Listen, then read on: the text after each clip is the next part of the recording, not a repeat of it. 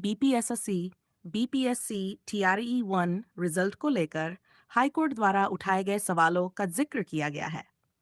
इस मामले में कुछ गंभीर मुद्दे और आरोप हैं जिनका विश्लेषण नीचे दिया गया है।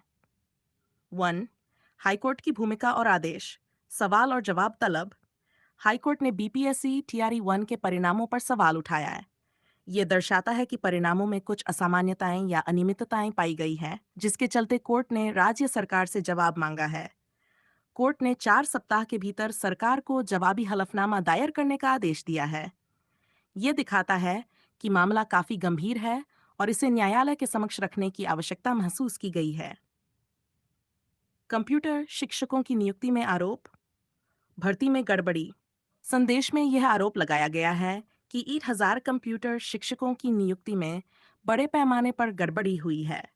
ये गड़बड़ी चयन प्रक्रिया की पारदर्शिता और विश्वसनीयता पर सवाल खड़े करती है। विज्ञापन के बाद चयन। संदेश में यह भी उल्लेख किया गया है कि विज्ञापन के अंतिम प्रकाशन के बाद 900 से अधिक अभ्यर्थियों का चयन हुआ। ये एक चिंताजनक बात है, क्योंकि सामान्यतः विज्ञापन के बाद किसी नई पात्रता या चयन की संभावना नहीं होनी चाहिए। इससे यह संकेत मिलता है कि भर्ती प्रक्रिया में कुछ गड़बड़ी हुई है। 3. समय सीमा के बाद योग्यता प्राप्त करना। योग्यता की अंतिम तिथि। संदेश में यह बताया गया है कि अंतिम तिथि जिसके बाद कई अभ्यर्थियों ने योग्यता प्राप्त की और फिर भी उनका चयन हुआ। यह चयन प्रक्रिया की वैधता पर सवाल खड़े करता है, क्योंकि सामान्यतः अंतिम तिथि के बाद योग्यता प्राप्त करने वाले अभ्यर्थियों को चयनित नहीं किया जाना चाहिए। दस्तावेज अपलोड की प्रक्रिया में धांधली। दस्तावेज अपलोड का समय। आयोग ने दस्तावेज अपलोड का समय दिया था। इस समय के दौरान कई लोगों ने इसका गलत फायदा उठाया और परिणाम प्राप्त कर लिया।